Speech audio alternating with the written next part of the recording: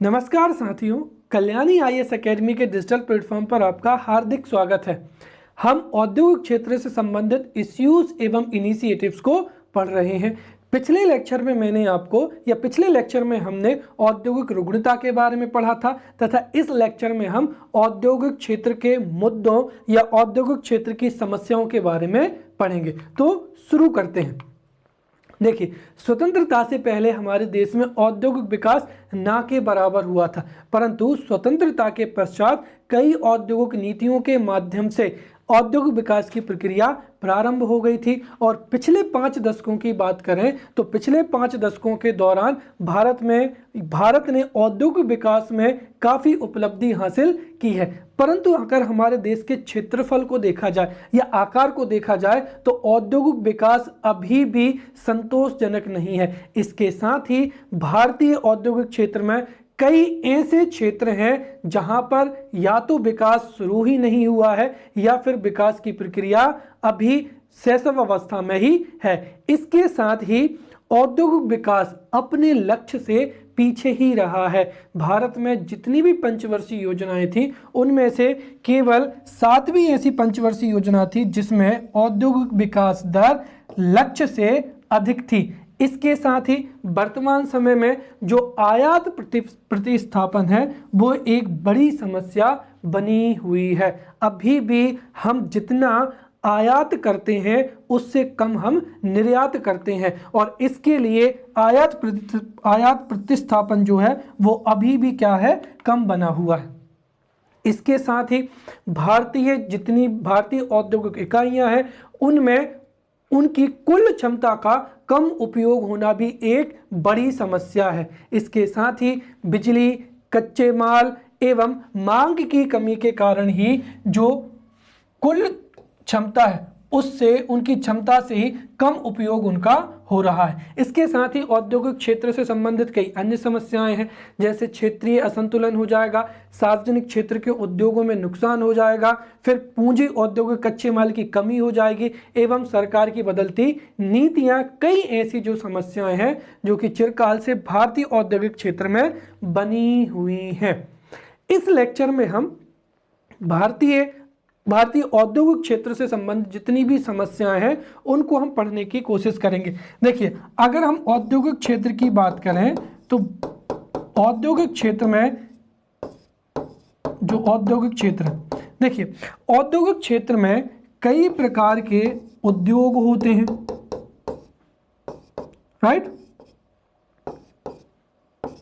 और उन उद्योगों से यहाँ पर एक चीज़ और समझ लीजिए, ये आपको कई बार कंफ्यूज करेगा कि उद्योग क्या होता है और यहाँ पर औद्योगिक इकाई क्या होती है। ये एग्जाम्स में पूछे जाने की संभावना है और आपको यहाँ पर जानकारी भी होना चाहिए कि इंडस्ट्री किसे कहते हैं, राइट। और उसके बाद में यहाँ पर इंडस्ट्रियल यूनिट क्या होती है, राइट। तो देखिए, उद्योग क्या होता है, जब कई कंपनियां किसी एक विशेष प्रकार के उत्पाद को तैयार करती हैं तो उन कंपनियों के समूह को ही क्या कहा जाता है, उद्योग कहा जाता है। उदाहरण के तौर पर जब कई कंपनियां एक कार को मैन्युफैक्चर कर रही हैं या फिर कई जो कंपनियां हैं, जब कई कंपनियां मिलकर मोटरसाइकिल को, कार का या ट्रैक्टर का जब मैन्युफैक्चर करती हैं तो उन सभी कंपनियों के समूह को ही हम क्या कहेंगे, ऑटोमोबाइल इंडस्ट्री कहेंगे कि वो ऑटोमोबाइल क्या हो जाएगी, इंडस्ट्री हो जाएगी, राइट। या फिर जैसे हम ये कहें कि कई सारी जो कंपनियां हैं वो क्या कर रही हैं, जूता बना रही हैं या चमड़े के बेल्ट बना रही हैं, कई सामान बना रही हैं, तो हम उसको कहेंगे चमड़ा उद्योग या फिर क्या हो जाएगा यहाँ पर लेदर इंडस्ट्री हो जाएगी, राइट। तो सीधी सी बात है कि जब कई कंपनियां किसी एक विशेष उत्पाद को तैयार करती हैं तो उन कंपनियों के समूह को ही क्या कहा जाता है, उद्योग कहा जाता है। वहाँ पर इकाई क्या होती है, औद्योगिक इकाई में ही वस्तुओं का उत्पादन होता है। तो एक तरीके से हम यहाँ पर कह सकते हैं कि औद्योगिक इकाई में उत्पादन होता है या उत्पादन की प्रक्रिया संपन्न होती है। तो यहाँ पर जो हम आज जो चर्चा करेंगे वो पूरे के पूरे किसकी है, औद्योगिक क्षेत्र की है, राइट। अब यहाँ पर आपको कुछ बेसिक और समझना है। देखिए, उद्योगों से यहाँ पर उद्योग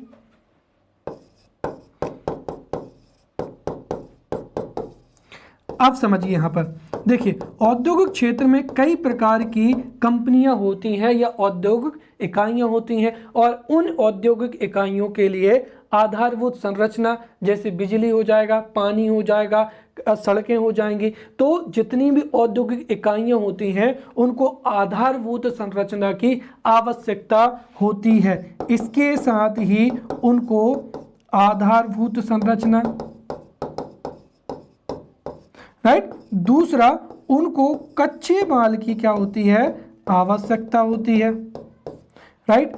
फिर वस्तुओं का उत्पादन करने के लिए आधुनिक तकनीक की आवश्यकता होती है, राइट। और वैसे ही जो माल तैयार हो जाएगा उसको बेचने के लिए बाजार की यहाँ पर क्या होती है, ज़रूरत होती है। मेरा कहने का मतलब केवल इतना है कि जो औद्योगिक क्षेत्र में जो औद्योगिक इकाइयाँ होती हैं उनकी आधारभूत संरचना तो सभी उद्योगों के लिए होती है, लेकिन कच्चा माल, तकनीकी और उनको बेचने के लिए जो बाजार है, इस तरीके की कई जो ज़रूरतें होती हैं वो अलग कंपनी की अलग अलग होती हैं। अगर हम यहाँ पर औद्योगिक क्षेत्र की सभी समस्याओं पर चर्चा करें तो ऐसी हजारों की संख्या में कई समस्याएं उजागर हो जाएंगी जो कि औद्योगिक क्षेत्र में क्या है, विद्यमान है। लेकिन अगर ये प्रश्न जो है अगर 11 नंबर में एग्जाम्स में पूछा जाता है तो हमको ऐसा उत्तर लिखना है कि औद्योगिक क्षेत्र के सारे की सारी जो औद्योगिक इकाइयां हैं वो भी कंप्लीट हो जाए। जैसे अगर आपने चमड़ा उद्योग को ध्यान में रखकर आपका उत्तर लिखा तो जो चेक करने वाला है, कॉपी चेक करने वाले जो प्रोफेसर्स होंगे वो तुरंत के तुरंत समझ जाएंगे कि आप केवल और केवल एक या दो औद्योगिक इकाइयों पर ही ध्यान दे रहे हैं। इसीलिए ये जो टॉपिक है ये है बहुत इजी, आप इसको बहुत अच्छे से अपने शब्दों में भी लिख सकते हैं। लेकिन हमें यहाँ पर इस बात का ध्यान रखना है कि हम यहाँ पर औद्योगिक क्षेत्र की समस्याओं को लिख रहे हैं, ना कि किसी औद्योगिक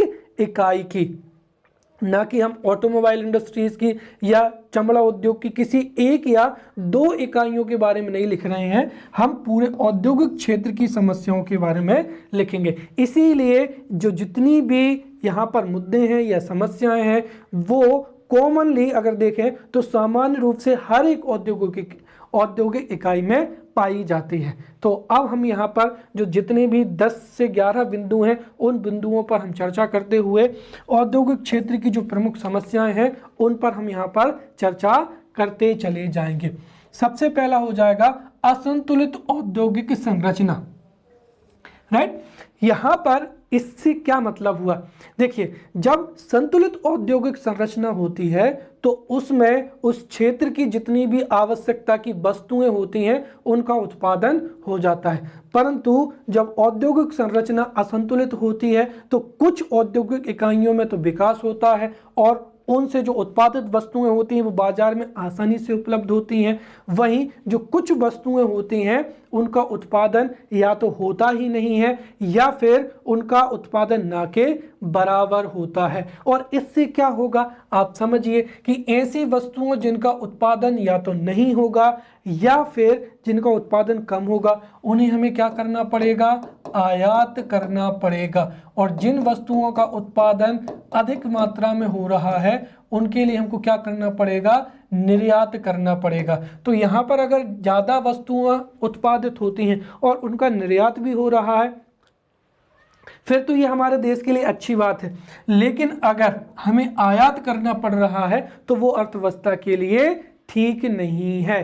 तो यहाँ पर यही चीज जो है वो प्रभावी होती है। तो असंतुलित औद्योगिक विकास, औद्योगिक संरचना, असंतुलित औद्योगिक संरचना में हमारे देश में तमाम कोशिशों के बाद भी औद्योगिक सामग्री के मामले में आत्मनिर्भरता नहीं हो पाई है। यहाँ पर कुछ वस्तुओं का उत्पादन पर्याप्त मात्रा में है लेकिन कुछ विशेष वस्तुओं के उत्पादन में अभी भी कमी है और इसके लिए हम दूसरे देशों पर भी निर्भर हैं। भारत में अभी भी दूसरे देशों से परिवहन के उपकरण हो जाएंगे, मशीनरी हो जाएगी, चाहे वो विद्युत से संबंधित हो या गैर विद्युत से संबंधित हो। वहीं लोहा एवं इस्पात के वाहन हो जाएंगे या उपकरण हो जाएंगे। फिर कागज हो जाएगा, चाहे वो नोट छापने वाला कागज हो या अन्य कागज। वैसे ही रसायन एवं उर्वरक, प्लास्टिक सामग्री आदि के लिए हम आज भी विदेश नीति पर निर्भर है। भारत में जो जितनी भी वस्तुएं उत्पादित होती हैं उनमें औद्योगिक वस्तुओं का योगदान या औद्योगिक वस्तुएं कुल कितनी है, 38% है। वहीं अगर हम दूसरे देशों की तुलना करें, जैसे सिंगापुर में 52%, दक्षिण कोरिया में 29% और मलेशिया में 28 जो प्रतिशत है, ये औद्योगिक उत्पादन वाली वस्तुएं होती हैं। और इससे हमको ये पता चलता है कि अगर हमारे देश में औद्योगिक विकास होना है तो हमें आयात को कम करना पड़ेगा और इसके लिए आयात प्रतिस्थापन नीति को महत्व देना होगा। आयात प्रतिस्थापन नीति क्या होती है? आयात प्रतिस्थापन नीति वह नीति होती है जिसमें जो भी वस्तु हम दूसरे देशों से आयात कर रहे हैं उन वस्तुओं के उत्पादन को घरेलू स्तर पर प्राथमिकता दी जाती है। अर्थात हमारे देश में असंतुलित औद्योगिक संरचना के कारण ही अभी भी आयात प्रतिस्थापन जो है वो देश के लिए एक दूर का लक्ष्य हो जाएगा, या आयात प्रतिस्थापन आज भी हमारे अर्थव्यवस्था के लिए एक चुनौती है। राइट। दूसरा हो जाएगा उत्पादन की उच्च लागत और माल की निम्न गुणवत्ता। राइट। अब आपको पता होगा कि वर्तमान समय में भारत ने आरकेप में, right, regional comprehensive economic partnership, तो भारत ने आरकेप में साइन नहीं किया है और इस वजह से वर्तमान समय में ये चर्चा चल रही है या ये डिबेट है कि या तो भारत जो है वो संरक्षणवाद की नीति अपना रहा है, राइट। और संरक्षणवाद की नीति क्यों अपना रहा है? क्योंकि पता है अगर भारत आरकेप में सम्मिलित हो जाएगा तो भारत के जो कृषि उत्पाद हैं या दुग्ध उत्पाद हैं वो अन्य देशों की तुलना में कम गुणवत्ता युक्त हैं। इसीलिए हो सकता है कि भारत के जो दुग्ध उत्पाद हैं, कृषि उत्पाद हैं या अन्य उत्पाद हैं वो अंतर्राष्ट्रीय बाजारों में प्रतिस्पर्धा में पीछे रह जाएं। राइट। और इसका कारण दो चीजों को बता रहा है। एक तो कारण क्या है कि जो उत्पाद हैं उनकी क्या है, निम्न गुणवत्ता है, और दूसरी क्या हो जाएगी, उच्च लागत हो जाएगी। वो कैसे समझिए, देखिए कोई भी उपभोक्ता जब कोई भी वस्तु खरीदता है तो वो खरीदते समय दो ही चीज़ों को दो ही मतलब मुख्य रूप से दो पर ध्यान देता है। या तो वो एक ऐसी वस्तु खरीदेगा जिसकी कीमत क्या हो, कम हो, और या फिर जिसकी गुणवत्ता क्या हो, अच्छी हो। राइट। जैसे कई बार आप महंगी चीज़ें खरीदते हैं बशर्ते कि उसमें क्या हो, गुणवत्ता हो। और अगर भारतीय प्रोडक्ट में ये दोनों ही विशेषताएं नहीं रहेंगी तो इससे हम अंतर्राष्ट्रीय स्तर पर हमारे उत्पादों को निर्यात करने में कठिनाई महसूस करेंगे। राइट। तो यहाँ पर जो भारतीय उद्योग हैं, राइट, भारतीय जो उद्योग हैं उनमें ये दो जो हैं प्रमुख समस्याएं हैं और इनको हमको इस तरीके से यहाँ पर समझना। एक तो उच्च लागत है और दूसरी क्या हो जाएगी, निम्न गुणवत्ता। अगर हम बात करें भारत की तो भारत में जो उद्योग है वो ज़्यादातर घरेलू मांग पर ही क्या है, जीवित रहते हैं। दूसरा हो जाएगा यहाँ पर उत्पादन की उच्च लागत और दूसरा हो जाएगा माल की निम्न गुणवत्ता। राइट।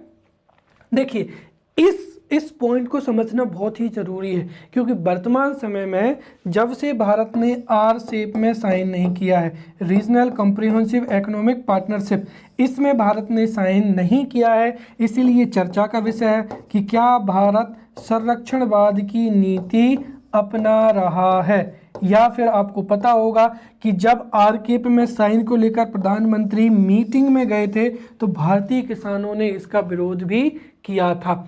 इसका कारण ये है, आलोचकों का मानना है कि भारत के कृषि उत्पाद हो, दुग्ध उत्पाद हो या अन्य उत्पाद हो, उनकी गुणवत्ता अंतर्राष्ट्रीय स्तर पर अच्छी नहीं है। न्यूजीलैंड के जो कृषि उत्पाद हैं या दुग्ध उत्पाद हैं वो भारतीय उत्पादों को पीछे छोड़ देंगे, और इस वजह से जो हमारे देसी प्रोडक्ट हैं या जो हमारे घरेलू उत्पाद हैं वो हो सकता है अंतर्राष्ट्रीय स्तर पर अच्छा प्रदर्शन ना कर सकें। और यहाँ पर कोई भी उत्पाद बाजार में अच्छा परफॉर्म करेगा, इसकी दो ही क्या होती हैं यहाँ पर क्वालिटी होती हैं। पहला तो यहाँ पर हो जाएगा कम कीमत, और दूसरा क्या हो जाएगा गुणवत्ता।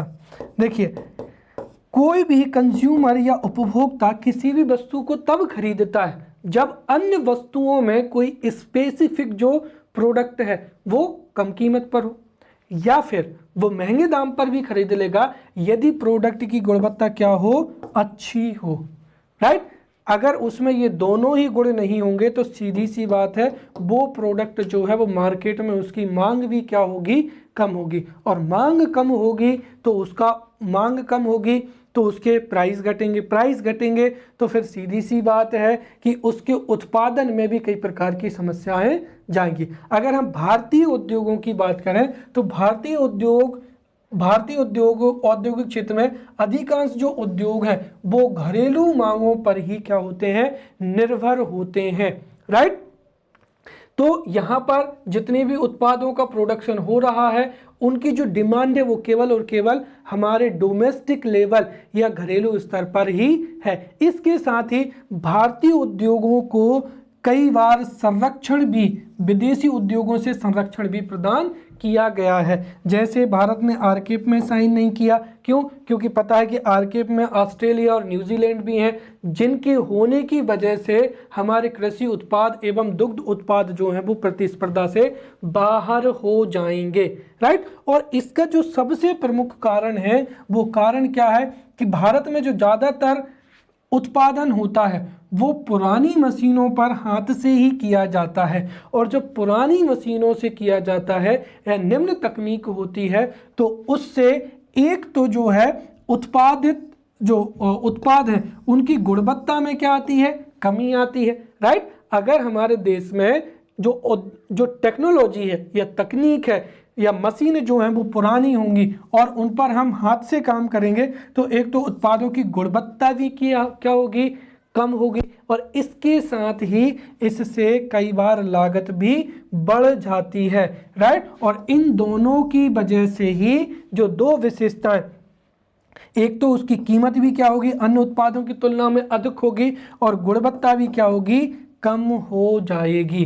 राइट, इसके साथ ही जो सार्वजनिक क्षेत्र की कई इकाइयां होती हैं वो सरकार के प्रत्यक्ष नियंत्रण में कार्य करती हैं, और कई बार वो भी अपने दाम को बढ़ा देती हैं, कीमत को बढ़ा देती हैं, जिससे जो निजी क्षेत्र होता है उसमें भी क्या होती हैं, कीमत बढ़ जाती है। और इन दोनों के कारण ही भारत के जो उत्पाद होते हैं वो क्या हो जाते हैं, काफ़ी महंगे हो जाते हैं।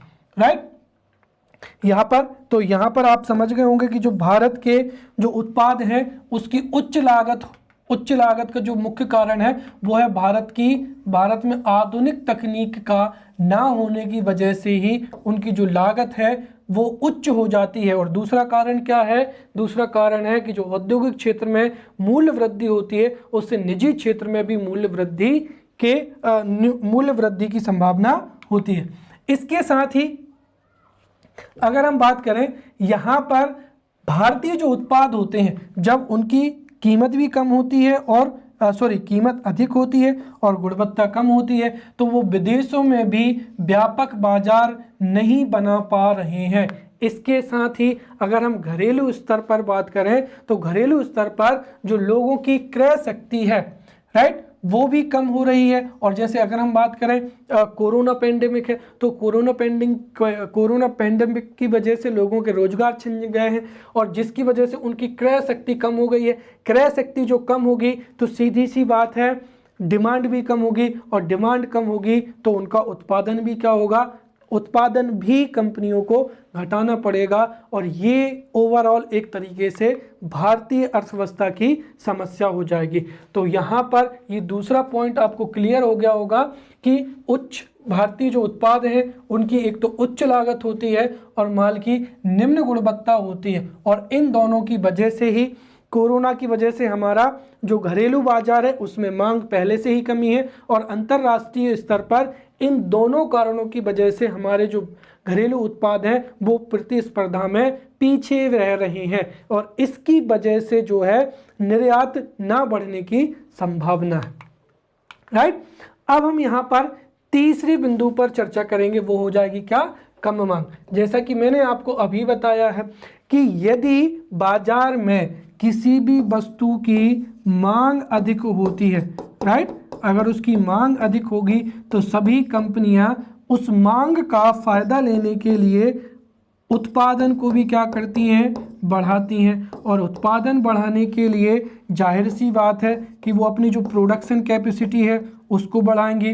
प्रोडक्शन कैपेसिटी के बढ़ने से एक और जहाँ पर कच्चे माल में भी क्या होगी, अधिक खपत होगी, तो वहीं पर रोजगार भी क्या होगा, बढ़ेगा, और अल्टीमेटली जब रोजगार बढ़ेंगे तो उससे पुनः जो है लोगों के पास में जब रोजगार होगा तो उनके पास में फिर पैसा आएगा, और रोजगार होगा तो वो अपने जीवन स्तर को भी बढ़ाने का प्रयास करेंगे। फलस्वरूप मांग में भी क्या होगी, पुनः वृद्धि होगी, और इस तरीके से ये एक जो है साइकिल या एक चक्रीय व्यवस्था बन जाती है, जिसकी वजह से अर्थव्यवस्था में बूम आती है या अर्थव्यवस्था में वृद्धि होती है।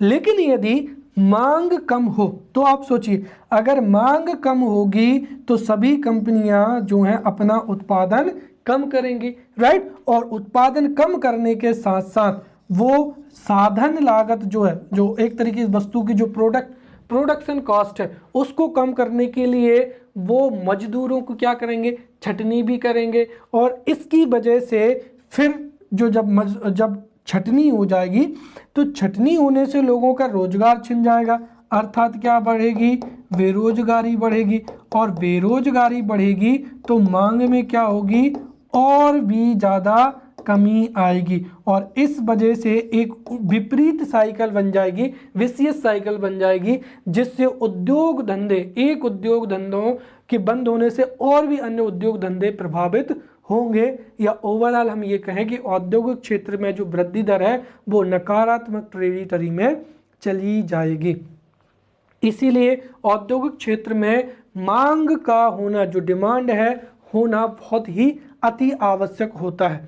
अगर हमारे देश की बात करें तो हमारे देश में कम खपत स्तर, राइट, हमारे देश में कम खपत स्तर, फिर कमजोर क्रय शक्ति और खराब जीवन स्तर के कारण देश में औद्योगिक उत्पादों की मांग क्या है, कम है, और इसके साथ ही कोरोना महामारी के कारण ये जो है, कोरोना महामारी के कारण लाखों की संख्या में लोगों के रोजगार छिन गए हैं, जिससे वर्तमान समय में जो क्रय शक्ति है उसमें भी क्या आई है, कमी आई है। इसके साथ ही एक तो क्या है, मांग कम है, वहीं जो मध्यम और उच्च वर्ग है उसमें भी उत्साह की भी क्या है, कमी आ रही है, जिसकी वजह से हमारे देश में जो एग्रीगेट डिमांड है वो कम है, और उसकी वजह से अगर वो एग्रीगेट डिमांड कम होगी तो उससे उत्पादन भी कम होगा, रोजगार भी कम होंगे, और ओवरऑल जो है हमारे देश में औद्योगिक विकास की जो वृद्धि दर है वो भी क्या हो जाएगी, कम हो जाएगी, राइट। अगला जो महत्वपूर्ण चिंता है या समस्या है, राइट, एक चीज और आप ध्यान रखें, हो सकता है कि 5 नंबर में जो है वो स्पेसिफिक क्वेश्चन भी पूछ लिया जाए कि औद्योगिक क्षेत्र में क्षेत्रीय एकाग्रता की समस्या पर समझाइए, या क्षेत्रीय एकाग्रता की समस्या के बारे में लिखिए, राइट। तो इस तरीके से जो बड़े बड़े पॉइंट हैं उनको आपको अच्छे से समझते जाना है, ये 5 नंबर में भी पूछे जा सकते हैं। पहला हो जाएगा यहाँ पर क्षेत्रीय एकाग्रता का मतलब क्या होता है, concentration of industries at a particular place. अगर हम बात करें भारत की, तो भारत के कुछ विशेष क्षेत्रों में और कुछ चुनिंदा क्षेत्रों में ही उद्योगों की स्थापना हुई है और अधिकांश जो उद्योग हैं वो मुंबई, दिल्ली, कोलकाता तथा राजधानी क्षेत्रों में या उन क्षेत्रों के आसपास ही क्या हुए हैं, विकसित हुए हैं। और जब किसी क्षेत्र विशेष में उद्योगों की स्थापना होती है तो उसके आसपास का जो क्षेत्र होता है वह भी क्या होता है, विकसित हो जाता है, राइट। इसके विपरीत जिन क्षेत्रों में उद्योगों की स्थापना नहीं होती है उन क्षेत्रों का जो है विकास वो भी क्या होता है, प्रभावित होता है। या फिर हम एक तरीके से करें कि जब एक विशेष क्षेत्र में विकास नहीं होता है तो इससे एक तो क्षेत्रीय असंतुलन की समस्या उत्पन्न होती है, वहीं जिन क्षेत्रों में विकास नहीं होता है उन क्षेत्रों में कई प्रकार की समस्याएं हो जाएंगी। जैसे एक तो क्षेत्रीय असंतुलन की समस्या हो जाएगी, क्षेत्रीय असमानता की समस्या हो जाएगी और इसकी वजह से जिन क्षेत्रों में विकास नहीं हुआ है वहां पर अशांति, हिंसा और आतंकवाद सहित कई प्रकार की जो है प्रवृत्ति देखने को मिलती है। जैसे हमारे देश में जो नक्सलवाद उत्पन्न ही क्यों हुआ है, क्योंकि सीधी सी बात है हमारे देश में जहां पर कुछ क्षेत्र विशेषों का जो है कुछ क्षेत्रों में औद्योगिक विकास हुआ तो वहीं दूसरे क्षेत्रों में राजनीतिक कारण, सामाजिक कारण एवं कई अन्य कारणों की वजह से उन पर ध्यान नहीं दिया, जिस वजह से उनमें जो है एक तरीके से उन क्षेत्रों में क्या था, उन क्षेत्रों में औद्योगिक विकास कम हुआ। तो वहां के लोगों ने गवर्नमेंट के खिलाफ सशस्त्र जो है विद्रोह शुरू कर दिया, जिसको हम नक्सलवाद के नाम से जानते हैं। तो इस तरीके की जो समस्याएं हैं उसका कारण भी यहाँ पर क्षेत्रीय एकाग्रता को हम मान सकते हैं या औद्योगिक concentration of the industries, right.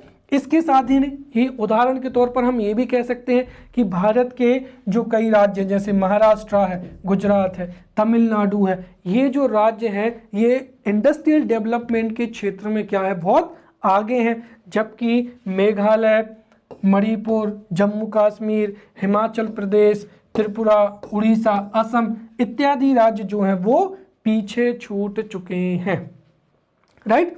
तो क्षेत्रीय एकाग्रता भी आपको समझ में आ गई होगी। अर्थात इस समस्या का समाधान करने के लिए जो भारत में जो जितने भी उद्योग हैं उन उद्योगों की स्थापना सभी क्षेत्रों में की जानी चाहिए ताकि क्षेत्र विशेष में जो है मतलब भारत के प्रत्येक क्षेत्र में लोगों को रोजगार के साथ साथ कम दाम पर और गुणवत्ता युक्त उत्पाद भी वहां के नागरिकों को प्राप्त हो सके, राइट।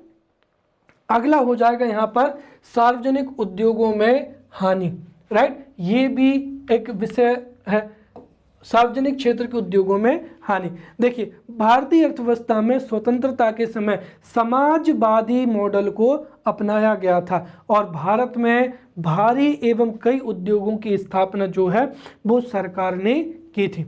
शुरुआती जो पंचवर्षीय योजनाएं थीं उन योजनाओं के दौरान सार्वजनिक क्षेत्र के उद्योगों में काफ़ी वृद्धि हुई थी, परंतु उसके बाद जो सार्वजनिक क्षेत्र की जितनी भी इकाइयां हैं जिसको हम PSU कहते हैं, पब्लिक सेक्टर अंडरटेकिंग, उन PSU का राजनीतिकरण हुआ, लाल फीताशाही हुई, वहां पर योग्यता को वरीयता नहीं दी गई, राइट। तो वहां पर जो है एक तो अकुशल प्रबंधन, जो जितनी भी यूनिट थी उनके अकुशल प्रबंधन, राइट, उनके राजनीतिकरण, अकुशल प्रबंधन, राजनीतिकरण, इसके साथ ही योग्यता को वरीयता ना देने के कारण ही जो सार्वजनिक क्षेत्र के उपक्रम हैं वो लगातार घाटे में चल रहे हैं, राइट। और इसके साथ ही जब ये जो उद्योग हैं एक तो ये स्वयं क्या है, घाटे में चल रहे हैं और दूसरी चीज इनकी वजह से सरकार जब इनको घाटे से निकालने के लिए इनकी वित्तीय मदद करती है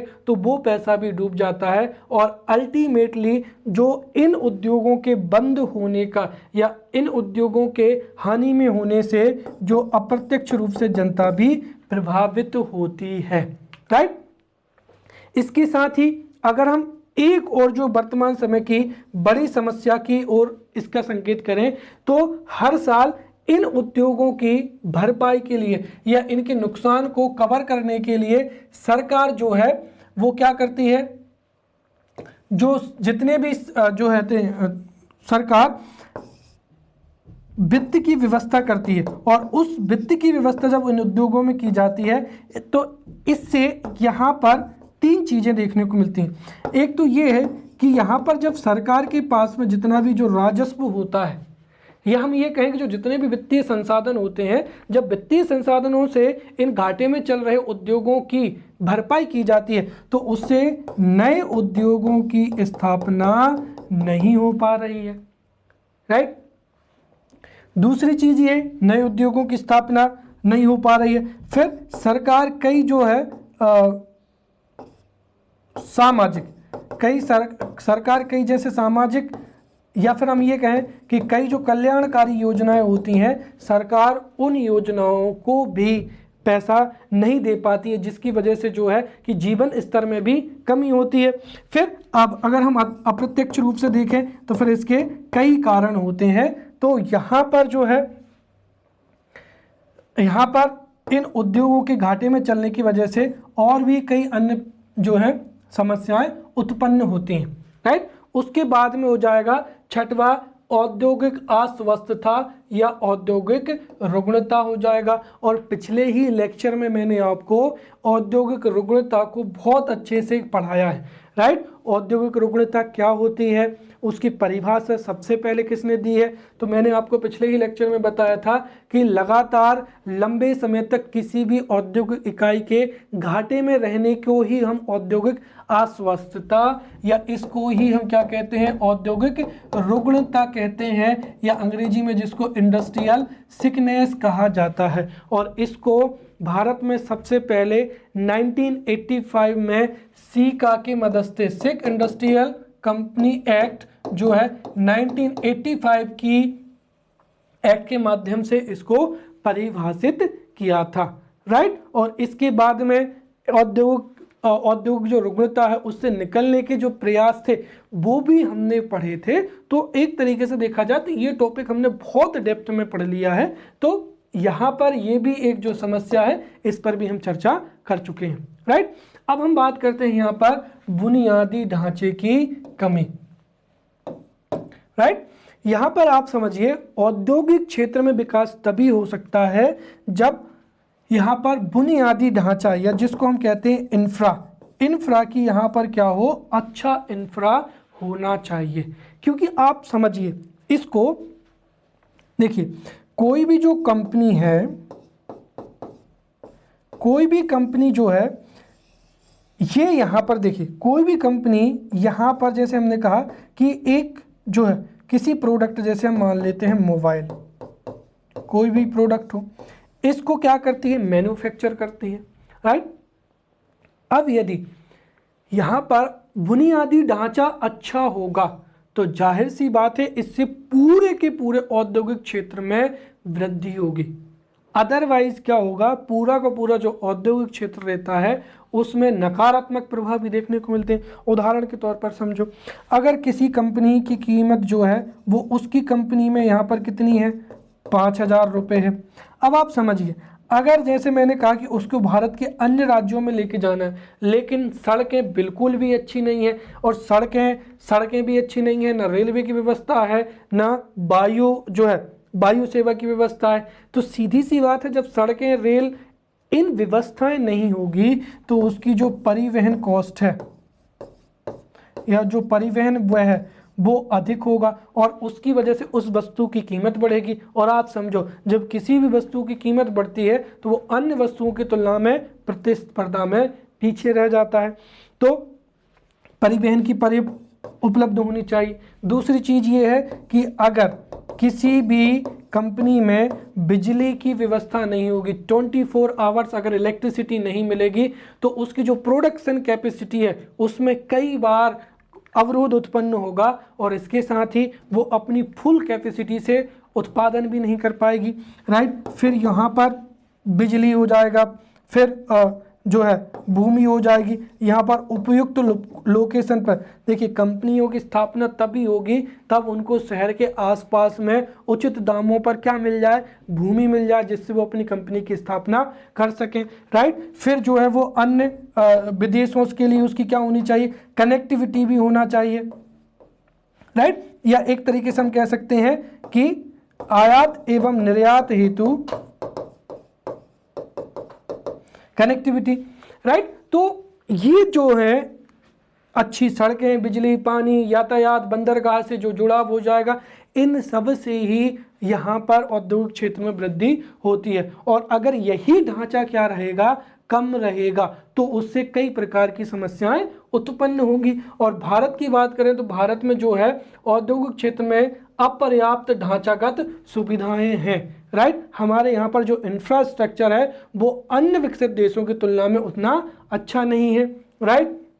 हमारे देश में कई जो कंपनियां हैं वो ऊर्जा संकट से जूझ रही हैं। इसकी वजह से कई बार बिजली कटौती भी होती है, जिससे जो कंपनियों की जो प्रोडक्शन कैपेसिटी है वो अपनी प्रोडक्शन कैपेसिटी से कम ही उत्पादन कर पाती हैं। इसके साथ ही चाहे हम बात करें सड़कों की या रेलवे की, ये व्यवस्थाएं अच्छी ना होने के कारण ही जो परिवहन है या जो लॉजिस्टिक कॉस्ट है वो अधिक बढ़ जाती है। ये भी एक चिंता का विषय बना हुआ है, राइट। इसके साथ ही जो है परिवहन भी कई समस्याओं, इसके साथ ही जो दूरसंचार की सुविधा हो जाएगी, या फिर हम ये कहें कि भारतीय जो है बंदरगाहों से जुड़ाव हो जाएगा। ये सभी सुविधाओं की कमी होने की वजह से ही हमारे अर्थव्यवस्था में जो वृद्धि दर है वो प्रभावित हो रही है, राइट। अगला हो जाएगा यहाँ पर अनुचित स्थान आधार। देखिए, कल मैंने आपको बताया था कि भारत में कई सार्वजनिक क्षेत्र की इकाइयों का रुग्णता में प्रवेश करने का एक कारण ये भी है कि उनकी जो है लोकेशन जो है और उनकी जो अवस्थिति होती है वो विदाउट एनी कॉस्ट बेनिफिट, या जिसको हम हिंदी में कहें कि बगैर किसी लागत प्रभावी बिंदुओं के तहत ही उसकी जो है लोकेशन निर्धारित की जाती है। मैंने आपको पहले ही बताया है कि कोई भी जैसे कंपनी है, अगर वो है कंपनी ऐसी जगह पर है जहां से जो है क्षेत्र क्या है, जो है बड़े शहर हैं या बाजार बहुत दूर हैं, और दूसरी चीज़ बाजारों तक पहुंचने के लिए अच्छी सड़कें नहीं है, रेलवे से कनेक्टिविटी नहीं है, या फिर बंदरगाह काफ़ी दूर है, तो उस कंपनी का सर्वाइव करना बहुत ही क्या होता है, मुश्किल हो जाता है, राइट। और भारत में जो कंपनियों के स्थान हैं, जो उनकी लोकेशन है, वो बगैर किसी कॉस्ट बेनिफिट, ठीक है, जिसको हम कहते हैं कि एक तरीके से आय व्यय का जो है उसकी आय व्यय की संगणना के बाहर ही या लागत प्रभावी बिंदुओं के संदर्भ के बिना ही उनकी स्थापना हो जाती है। और इसके पीछे कई कारण होते हैं, राजनीतिक कारण भी होते हैं। जैसे उदाहरण के तौर पर कई बार जो कंपनियां होती हैं वो राज्य अपने क्षेत्र में निवेश को बढ़ाने के लिए उनको अपने क्षेत्रों में या जो जहां पर अधिकांश आबादी होती है वहां पर ही उनको क्या कर देते हैं, उनकी लोकेशन का निर्णय दे देते हैं या अनुमति दे देते हैं। तो कुल मिलाकर यहाँ पर यह है कि जो राज्य सरकारें होती हैं या एटलीस्ट कई बार केंद्र सरकारें होती हैं, वो अपने वोट बैंक के चलते हुए या फिर अपने राज्य में औद्योगिकरण को बढ़ावा देने के लिए अंतर्राष्ट्रीय स्तर पर और राष्ट्रीय स्तर पर उनकी जो लोकेशन है उस पर ध्यान नहीं देते हैं, जिस वजह से जो है कई बार जो है औद्योगिक क्षेत्र में विकास की जो प्रगति है वो भी बाधित होती है, राइट। अगला 9वीं हो जाएगी यहाँ पर पूंजी की कमी, राइट। ये भी एक प्रमुख समस्या है। देखिए, अगर हमारे देश में पर्याप्त पूंजी नहीं होगी तो औद्योगिक क्षेत्र में निवेश नहीं होगा, और निवेश नहीं होगा तो नए उद्योगों की स्थापना कैसी होगी, राइट। और अगर हम भारत की बात करें तो भारत में पहले ही पूंजी की भारी कमी चल रही है, और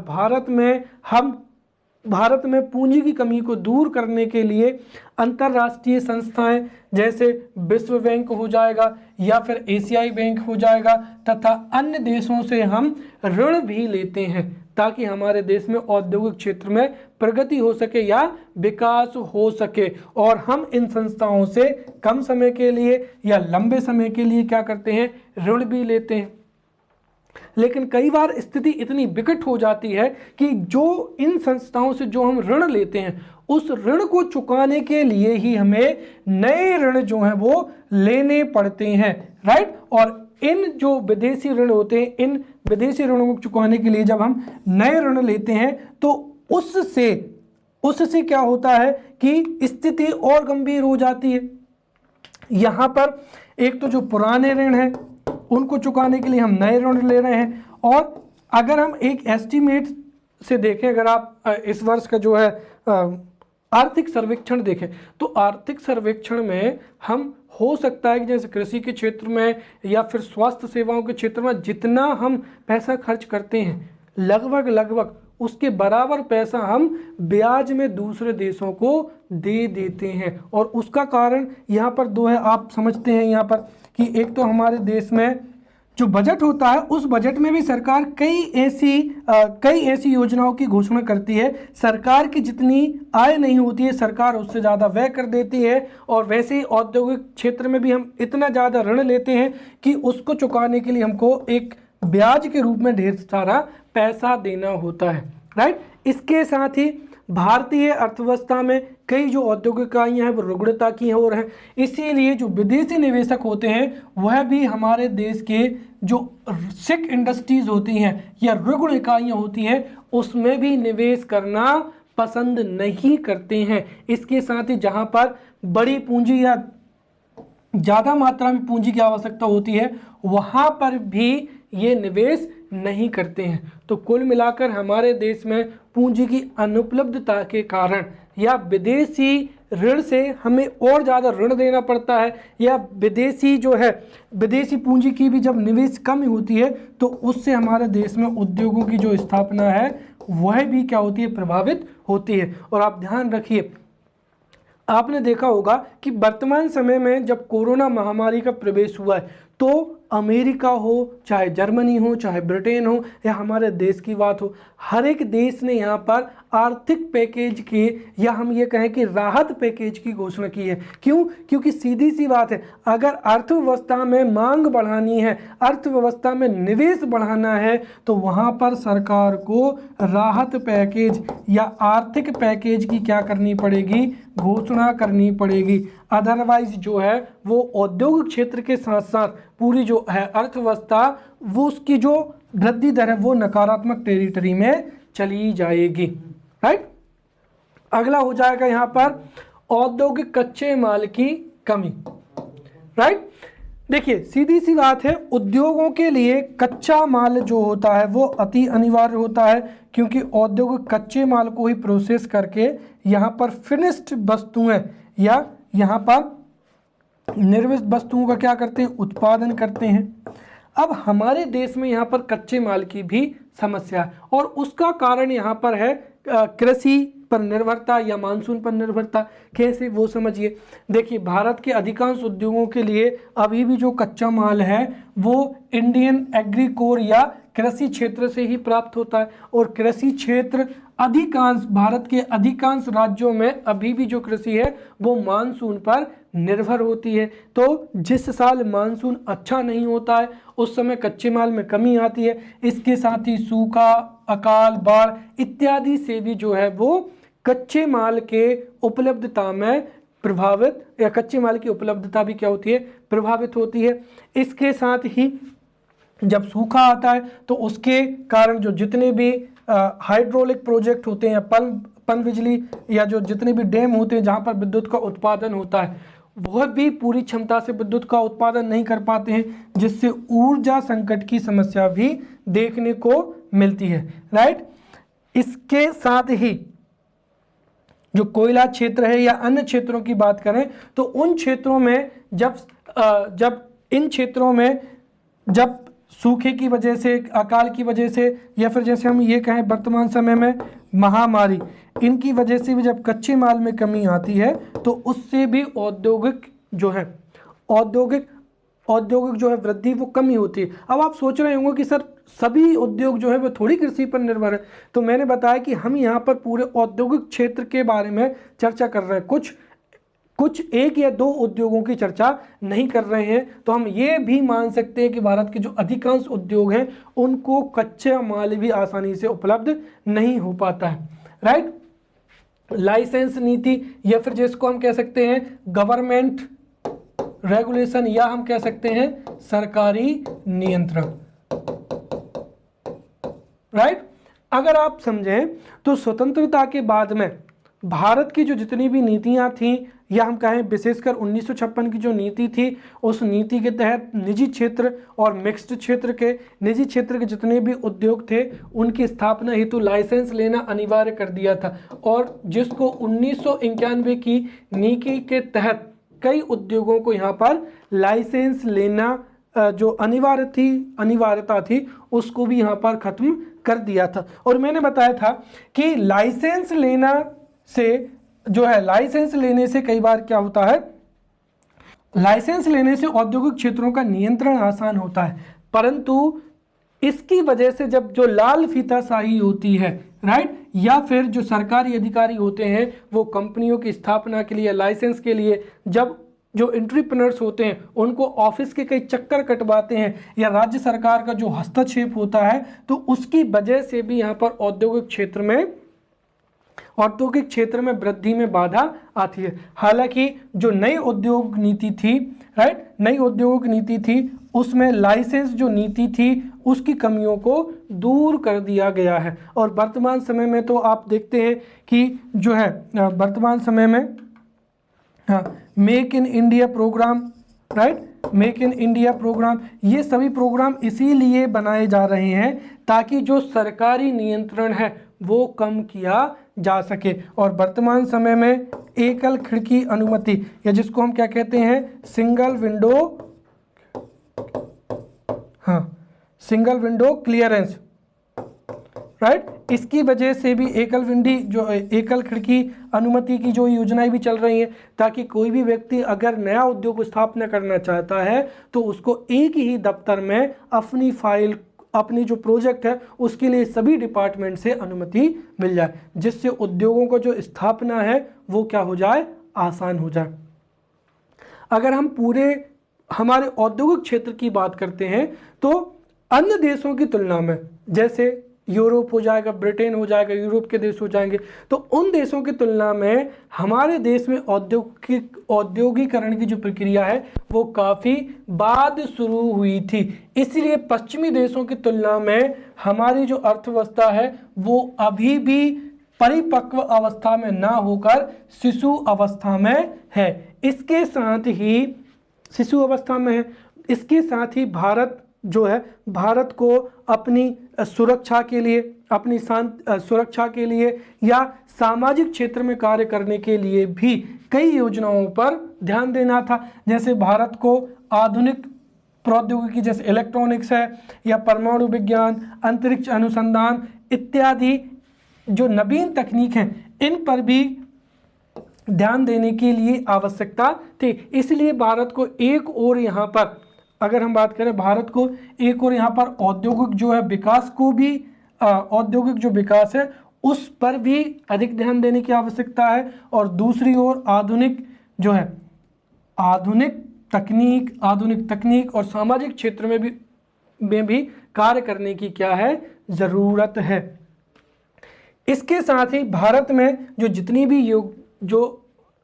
भी चल रही हैं ये हम यहाँ पर निष्कर्ष के रूप में देख रहे हैं। तो भारत में जो जितनी भी औद्योगिक नीतियाँ चल रही हैं कई बार उन नीतियों में भी तालमेल नहीं है। जैसे कई बार ग्रामीण औद्योगिकरण के लिए प्राथमिकता दी जाती है, तो कभी शहरी, तो कभी केंद्रीय औद्योगिकरण को प्राथमिकता दी जाती है, जिससे कई बार भ्रम की स्थिति भी बन जाती है, राइट। इसके साथ ही भारतीय औद्योगिकरण में कई बाधाएं भी हैं, राइट। जैसे कई बार यहाँ पर राजनीतिक जो अनिर्णय होते हैं, कई पूर्वाग्रह भी हैं कि भारत में इन वस्तुओं का उत्पादन नहीं होता या टेक्नोलॉजी पिछड़ी हुई है, और कई प्रकार के जो भ्रम हैं ये भी औद्योगिक विकास या हम ये कहें कि औद्योगिकरण में बाधा बने हुए हैं, राइट। तो एक तो हमारी जो आर्थिक औद्योगिकरण या आर्थिक विकास की जो प्रगति है वो शुरुआती एक तो औद्योगिकरण प्रक्रिया अभी विकासशील अवस्था में है, इसलिए भारत में